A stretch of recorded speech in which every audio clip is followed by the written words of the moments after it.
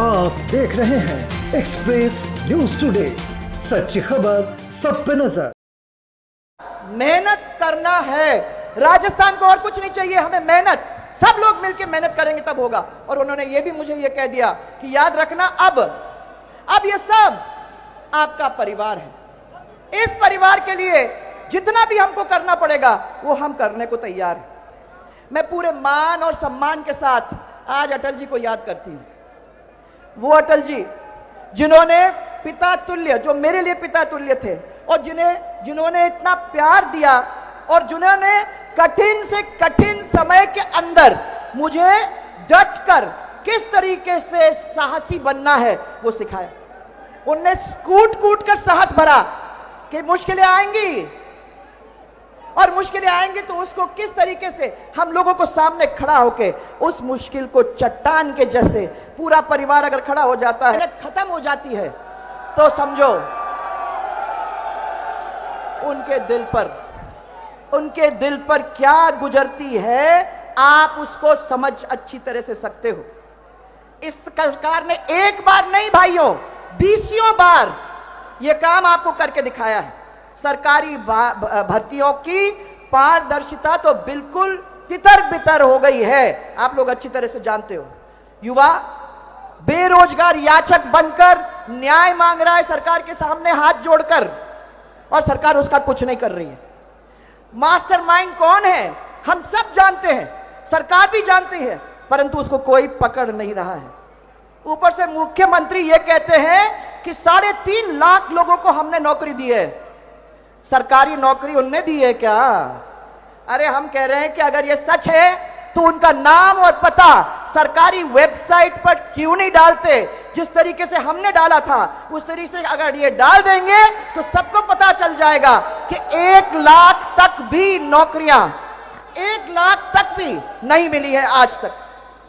अब वैकेंसी कब निकलेगी भाई, नौकरी कब देंगे? ये हाहाकार मचा हुआ है सब दूर, और कोई सरकार के अंदर ऐसा नहीं है जिसको किसी भी तरीके का सोच नहीं है। आज भाइयों राष्ट्रीय सुरक्षा दिवस है, मजाक है? राष्ट्रीय सुरक्षा दिवस 4.5 साल ऐसे हो गए, सरकार को तो हमने झेला ही झेला है, और कोई ये सरकार के अंदर किसी भी तरीके से सुरक्षित नहीं है। ना महिला सुरक्षित, ना दलित सुरक्षित, ना व्यापारी सुरक्षित, ना किसान सुरक्षित, ना आम जन सुरक्षित। एक तरफ मोदी जी की कुशल सरकार, उनके नेतृत्व में देश आज अमृतकाल मना रहा है, और दूसरी ओर राजस्थान के अंदर अराजकता, अन्याय, बेरोजगारी, और जनता खून के आंसू पी रही है। यह स्थिति आज राजस्थान के अंदर है। कहां है लूटपाट, दुष्कर्म, दलित अत्याचार, डकैती, धार्मिक उन्माद और गैंग वॉर? माने आसपास के दूसरे जो स्टेट है वहां के सब अपराधी राजस्थान के अंदर इसको शरण स्थली बनाकर यहां पहुंच गए हैं। क्या बचा है भाइयों बहनों? जनता जाए तो जाए कहां, किसके पास जाए, किससे न्याय मांगे? राजस्थान जल रहा है, मुख्यमंत्री चैन की नींद सो रहे हैं। उन्हें यह अंदाज नहीं है कि जनता का आक्रोश उनकी कुर्सी तक पहुंच गया है, और कुछ ही दिनों के अंदर ना उनकी कुर्सी बचेगी और ना उनकी सरकार, उनकी सरकार नहीं बचेगी। भाई और बहनों, अभी कुछ दिन पहले सालासर सुजानगढ़ मार्ग पर राम दरबार की मूर्ति लगे प्रवेश द्वार को बुलडोजर से तोड़ दिया गया।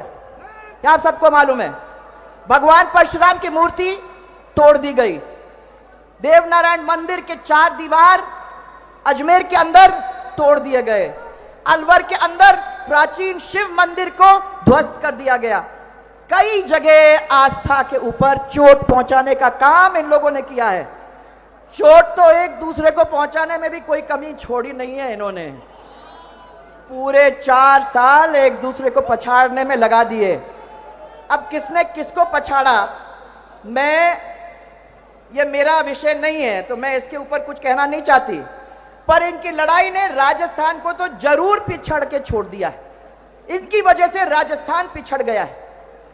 भ्रष्टाचार के बारे में मैं आपको पूछना चाह रही हूं। चरम सीमा पे, प्लीज, भ्रष्टाचार चरम सीमा पे पहुंच गया है। छोटे से छोटा काम, यहां मेरे को किसान मिले थे, छोटे से छोटा काम बिना पैसे के नहीं होता है। हर आदमी के पास किसी भी अफसर में जाओ, किसी भी दफ्तर में जाओ कि पेपर लेने की जरूरत है, कोर्ट में जाने की जरूरत है, कहीं भी आपको छोटे छोटे काम की जरूरत है, वहां आपको बिना पैसे के कोई काम होता नहीं है। माने आप ये समझिए कि सीएजी की रिपोर्ट में यह कहा गया है कि अवैध खनन राजस्थान के अंदर सब दूर फैला हुआ है और करोड़ों रुपया खाया जा रहा है लोगों के द्वारा। यह आप अच्छी तरह से जानते हो। आप आंकड़े उठा के सब देख लीजिए कि राजस्थान के अंदर कितना भ्रष्टाचार है। पूरे देश के अंदर अगर कोई प्रदेश टॉप है तो कौन है? राजस्थान। कितनी शर्म की बात है भाइयों और बहनों, हम एक दूसरे के साथ यहां खड़े हैं, किसको मुंह दिखाएं कि हम किस चीजों में टॉप हैं? तो टॉप है भ्रष्टाचार में, यह कहना चाहेंगे। हमारी सरकार के टाइम में हम कितने चीजों के अंदर टॉप थे? सड़कों पे टॉप थे, पढ़ाई में टॉप थे, अग्रणी प्रदेश था, कितने चीजों में। आज तो ये भ्रष्टाचार, ये लूटपाट, ये गैंग वॉर, ये सब चीजों के अंदर हम लोग टॉप हैं। अरे कर्जा माफी का क्या हुआ? हो गया ना? ये तो वादा पूरा नहीं हुआ ना। मैं पूछती हूं कभी कभी कि कर्जा माफी नहीं होता तो भाजपा की सरकार होती, और भाजपा की सरकार होती तो जो कर्जा माफ होना था वो कर्जा माफ हो जाता, उनको बोलने की जरूरत नहीं होती। परंतु सहकारी बैंकों के अंदर जो लोन देने वाले किसान हैं उनकी बीमा राशि अभी तक जमा नहीं कराई गई है। कराई गई है? कोई किसान बैठे हुए हैं? नहीं। और किसानों का वर्ष 22-23 के अंदर जो बीमा होना चाहिए था वो नहीं हुआ। परंतु आपका जो प्रीमियम है वो तो वसूल कर लिया गया। उसको तो वसूल कर लिया गया। बिजली का क्या हाल है भाई? क्यों भाई? अच्छा है ना? बहुत ही अच्छा है। बिजली का उत्पादन पूरे राजस्थान के अंदर ठप हो रहा है। आपको याद होगा कि हम लोगों ने घरेलू बिजली 22 से 24 घंटे लोगों तक पहुंचाने का काम किया था बिना ट्रिपिंग। कोई ट्रिपिंग नहीं था। आज न 22 से 24 घंटे मिलती है, न किसान को 5 से 6 घंटे मिलती है। ट्रिपिंग ही ट्रिपिंग है। और मेरे को पिछले 15-20 दिन के अंदर लगातार फोन आते हैं इस किसान के, उस किसान के, कि हमारे क्षेत्र के अंदर बिजली नहीं आ रही है, कुछ करो। और मैं बिजली विभाग से पूछती हूं तो बोलते हैं कि ये जो बिजली का फैक्ट्री है वो ठप, वो वाला ठप। बिजली का पैदावार राजस्थान के अंदर पूरी तरह से ठप हो गया। अब कहां से बिजली आपको देंगे? ये हम लोगों को कहते हैं। जयपुर तक के अंदर बिजली की कटौती आपको देखने को मिल रही है। पर ये नहीं है। आज पूरा हमारा प्रदेश कर्जा के अंदर, नहीं हमारा पूरा प्रदेश कर्जा के अंदर अब डूब गया है। बजट में घोषणा तो कर दी भाई, बहुत अच्छी। आप लोग सब घर गए हो, अरे वाह क्या बजट दिया है हमको।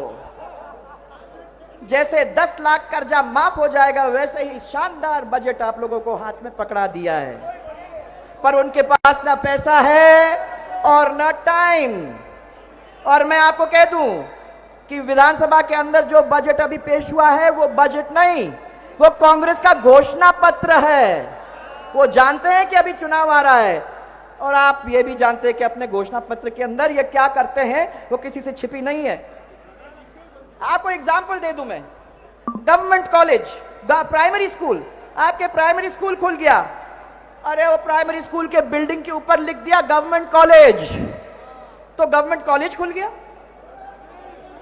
आपके इंग्लिश मीडियम स्कूल कैसे बना? हिंदी मीडियम स्कूल के ऊपर लिख दिया इंग्लिश मीडियम, बन गया। पर कोई टीचर नहीं